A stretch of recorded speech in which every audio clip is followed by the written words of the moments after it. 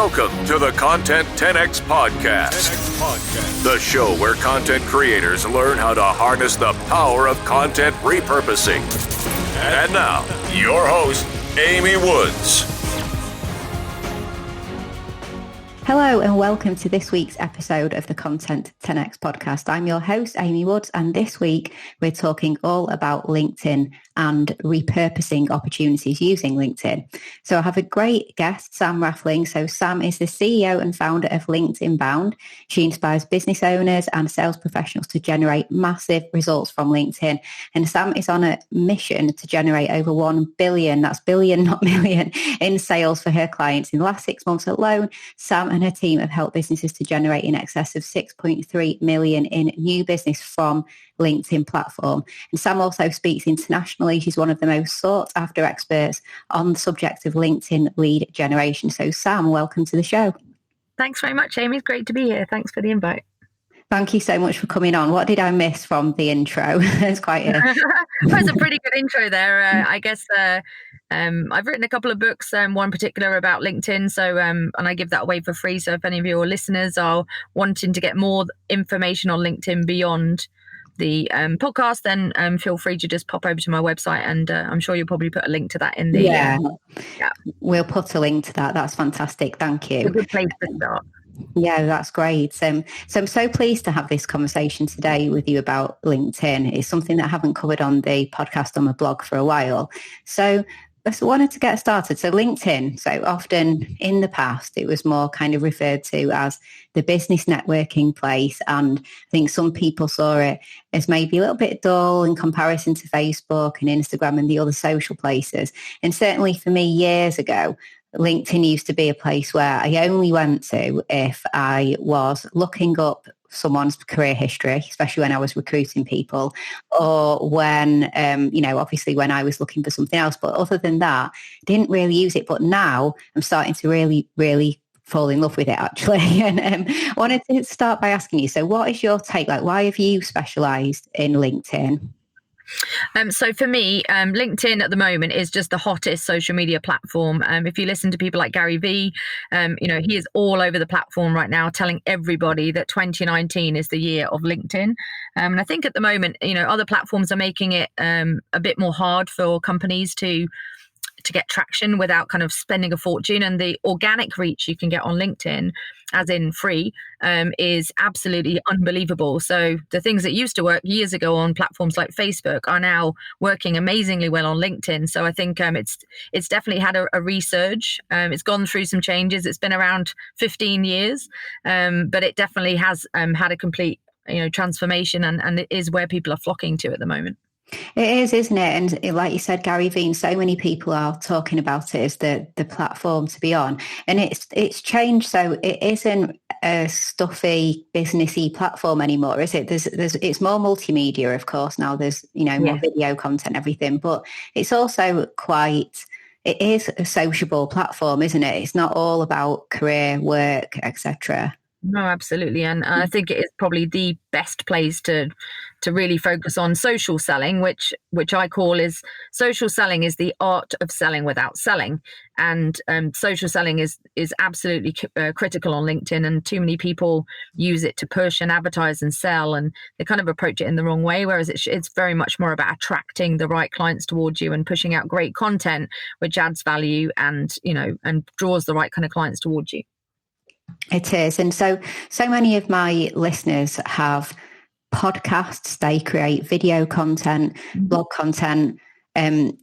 What I always like to look at is, so for example, if you have a podcast, how could you use LinkedIn to make people aware of your podcast, get some of that podcast content on? What kind of things would work for promoting your longer form content on LinkedIn? So that's a great question, Amy. So there's a few things from a podcast perspective. Let's start there. So on your LinkedIn profile, most people don't realize it, but you can actually put lots of media links and you can upload files, etc., onto your LinkedIn profile. So I would highly recommend, if you're listening to this and you have a LinkedIn profile, that you just go into the edit button on your LinkedIn profile, and there's a section in there for you to upload links, and I would put a link to your podcast directly in your LinkedIn profile. And I would recommend that you also highlight the fact you have a podcast within the text of your profile, and almost give a call to action, say to listen to my podcast, click below, so that you can actually put your either individual episodes or a link directly to them for them to subscribe to the podcast inside your LinkedIn profile. So that would be step number one. Yeah. And then obviously each time you create a podcast and you launch one, or you've got a new episode out, then the news feed is obviously a great place to post that. So just be aware on LinkedIn that LinkedIn makes its money by keeping people in the LinkedIn platform. So whether it's a blog, an article, a podcast, anything that's taking the reader or the person that's in LinkedIn away from LinkedIn will get zero visibility. So there's a few different ways you can do this. You would always put a link to an external site in the comments rather than actually in the post itself, because you'll get hardly any views on a piece of content on LinkedIn's newsfeed if you're taking the person away from LinkedIn. Okay. So that's quite a critical piece, because I see people posting, a link to their blog or link to their podcast, and they're just not getting the visibility on those posts because they just don't understand how the algorithm of LinkedIn works. Okay, yeah, I've noticed that. And with the videos, it's really important to upload them natively as opposed to streaming from YouTube or anything like that. It's the same thing, isn't it? As soon as same thing applies, yeah, exactly. So if you put a link to YouTube, again, you're going to take the person away from LinkedIn. So yeah, absolutely. So the original file or an MP4 upload natively. The one on the profile is different. You have to use a link in the profile. There is no other way to get that up there. But in the actual newsfeed, when you're posting content, then you definitely need to make sure that you're not, as much as possible, not sending people away unless it's within the comments. Okay, that's really interesting. And what kind of posts work well? So, for example, do you see a difference in posts with images versus text-only posts? Yeah, absolutely. I mean, you do get quite a lot of text in a LinkedIn post. So you get up to 1,300 characters, depending on how many photos you've used.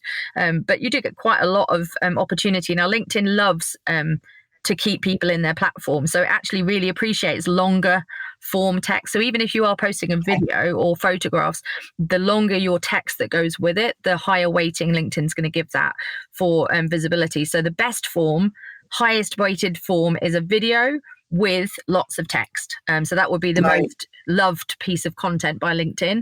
And if you're going to put a video, 85% of them are not are watched without sound. So make sure you're using subtitles or text or something that's going to allow the person to be able to watch it without their sound on. Yeah. And what about the optimal duration of videos? What do you think works well? Somewhere between 10 and 60 seconds. You do have up to 10 minutes for a video on LinkedIn, but really, if you're going to be putting something out there that, you've got to be attention grabbing and people don't have a lot of time on their hands. So kind of 10 to 60 seconds would work nicely. If it's a longer piece of kind of more educational and it's got full of value, then obviously you can go a bit longer, but I wouldn't say any more than 5 minutes. But for most people, kind of somewhere between 10 and 60 seconds is about the max. Yeah, that's it makes sense. And I think if you have created video content elsewhere and you're using this for repurposing, there's a couple of things you can do. You could create a new video, obviously letting people know about the video, just like you mentioned, couldn't you? And then comment below where they can go to watch the full video on YouTube or your website, or take a clip. So just slice out a snippet of the video into a shorter kind of 30 seconds, 1 minute video. Let people watch the clip and then let them know where, this is taken from a longer video. This is the value you get from watching it, and then put the comments and the link below. Yeah. So that's loads you can do.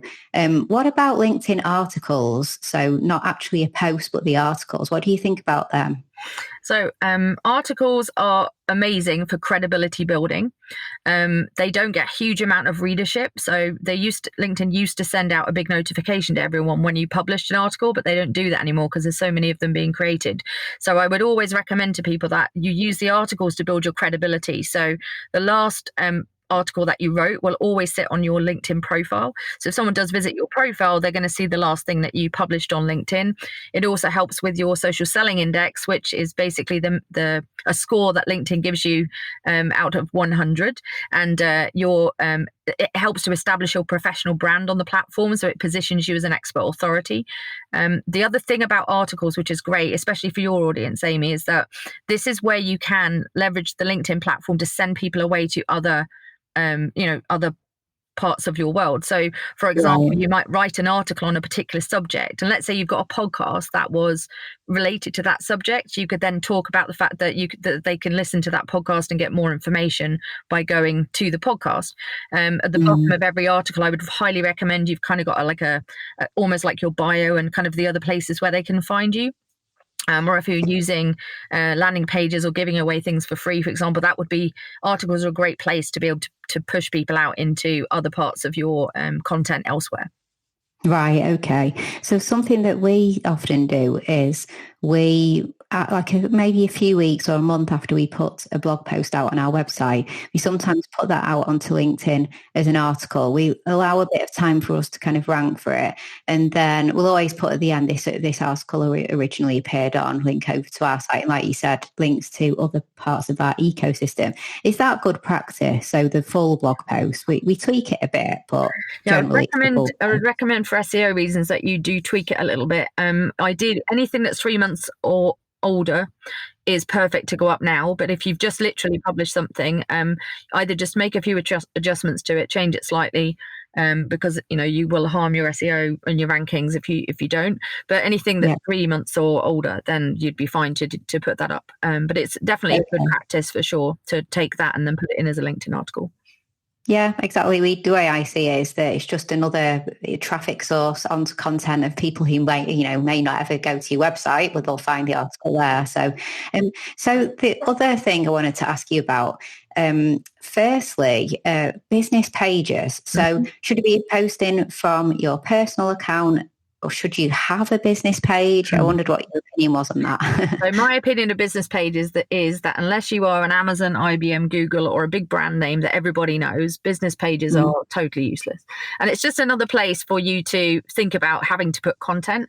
For a smaller business, which I'm assuming most of your listeners are, Amy, or a business that's kind of under 2 million in turnover, and the brand is you, i.e. people are buying you and your personality, then you definitely want to be focusing 100% of your time on pushing out great content on your personal profile, because people buy people at the end of the day, and it's really hard to get traction and followers on a business page, and it's way easier to build your credibility and get your visibility really high up on your personal profile.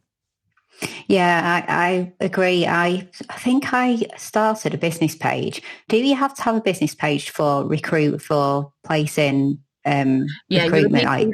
So if you're hiring, it makes sense. So because obviously the people that are applying for jobs are going to want to go look at the company and check out the company. If you're a small business, you're the only person in the business, for example, then a company page is not going to give you any traction whatsoever. If you're a slightly bigger business and you're recruiting, for example, then it is, people are going to go check out the company. So I'm not saying don't have one, but don't focus energy, time and effort on pushing out content massively through your business page, because people are you at the end of the day.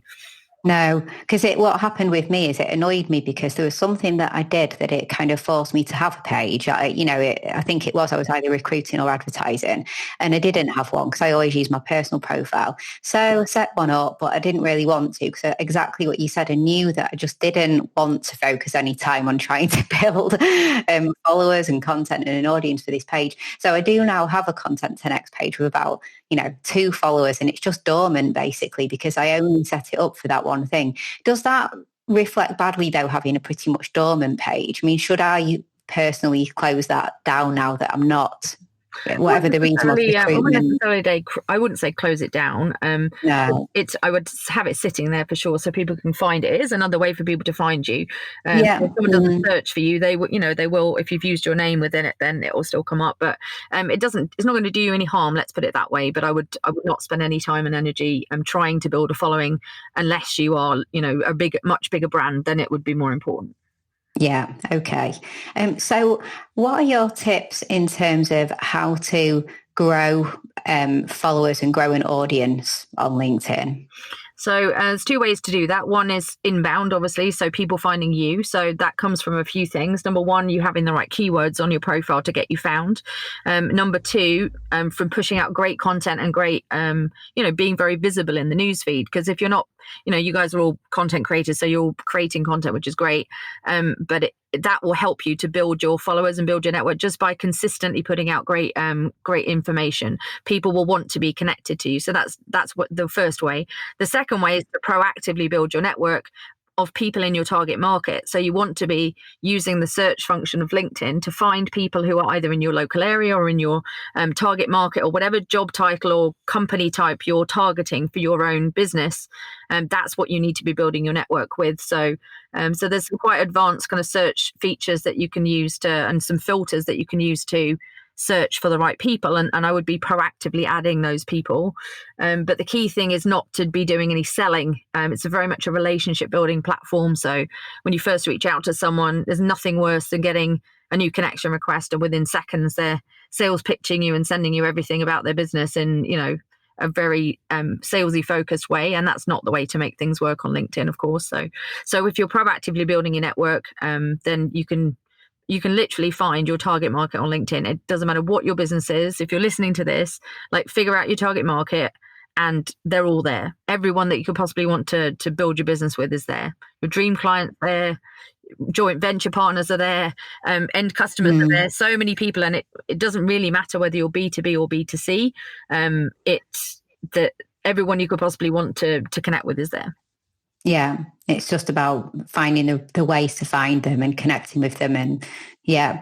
And so in terms of content then, if you are fairly new to LinkedIn and you're going to kind of go all in on one type of content or one content strategy, what would you recommend approach wise? The key thing about content on LinkedIn is engagement. So you've definitely got, so that the first hour that you post anything, the first hour is critical to getting lots of views on a piece of content. So if you're listening to this and you're kind of thinking, well, I only get a few hundred views on each post, and it doesn't seem, and there's a big difference sometimes between one that performs really well and one that doesn't, and that's all to do with engagement and how much interaction happens within the first 60 minutes of a piece of content going up. So it's less about the type of content. It's more about how engaging that content is and how much people in the community of LinkedIn engage and interact with it. So LinkedIn loves comments more than anything else. So the fact that somebody starts commenting on your post, be really engaging and active in responding to those comments. Okay. The more action that happens in the first 60 minutes of that post going up, the more and more people are going to get viewed, are going to be pushed. LinkedIn is going to push it more out into their newsfeed. So that's the key. It's engagement. So just as an example, I see people putting content up all the time, but if they just asked a question that engaged the audience to respond to the post, that's a great way to get engagement, is to ask a question. Yeah. Something that we've started doing is with our clients, when we're repurposing their podcasts and videos and things like that, we choose a question related to that podcast episode, like something that will really get people talking, and it's just about the podcast episode. And then we'll let people know that the podcast episode has gone live and what it's about, but then always put that usually in a graphic, like quite a standout, put the question in a graphic so it's quite stand out, and then try and get that conversation going. But all of it is a conversation related to that podcast or video. So also, if you want to go deeper on this conversation, come and listen to the podcast or the video where we talk all about it. So we try and link it all together, but it works really well. It's really interesting what you just said there about the first hour or so, because it makes me think that you should think about when you post then, and not do it when it's maybe just the busiest time of your day. You quickly post it and then know you're not going to go near LinkedIn till bedtime or something, because you should really, from what you're saying, be quite available within the hour or so after to just be responding to people's comments. Is that right? Yeah, just to help it drive the algorithm. So, and even when you comment back, like asking a question in the comment will get them to put another. Do you know what I mean? They'll ask another comment. Yeah. So you could put a piece of content out, and let's say it was a podcast. So let's say you were promoting a podcast, and you could ask a question about the subject that's related to the podcast, and then underneath people will respond, and then you say, "Well, that's an interesting point. Can you expand on that a little bit for me? Or what specifically do you mean around this particular topic?" And then you've got the person responding again, and you can go back, and that's the kind of interaction that LinkedIn loves to see on a post. And it will just literally pick it up and go, right, this must be a really good piece of content because there's so much engagement happening. Now I'm going to send it out and push it out to more and more people in the newsfeed. Yeah, more people must want to see this because something really great's going on, like conversations going on. Don't do it. We're about to both go off to our school run, so this would not be the best time to put a great piece of content out because for the next hour or so we're busy, right? So we're not going to be. That's a really good point. And what about frequency? How frequently do you think people should post? As an absolute minimum, once a day. Gary V is pushing kind of 3-4 times a day at the moment. I think that's a little bit too much personally, but I mean, it depends how much you want to dominate the platform and how much your competitors are doing. I typically post about once a day, but it's more about quality, I believe, versus quantity. So I don't think it doesn't need to be a lot because LinkedIn posts last for a long time. And what I mean by that is that you can post something yesterday and it can still continue to be appearing in the newsfeed for a couple of weeks afterwards because every new like, comment and share is pushing that back up to the top of the newsfeed for both you and the person that's commenting, liking or sharing. So it will actually last, a long time. One piece of content could last a couple of weeks on the platform and still be going, which I think, which is what I love about LinkedIn. It's one of the things that I really like. So I did a post this week. I did a 2-day LinkedIn masterclass and I posted on the end of day 1. And I did a few photographs and I tagged all the people that were in the course. And I said, the question I asked on the post was, what was the number one thing that you took away from day 1? And they all responded underneath with their biggest thing they'd learned from day 1, which was lots of engagement. I then replied to all of those. And by the morning, it had thousands of views on it because there was so much engagement. But we're a couple of days on from that now, but the post is still going, and probably in 2 weeks' time from now there'll still be action happening on the post. And I think, and that's why you don't need to necessarily post so frequently, because if you do a good piece of content, it will keep going.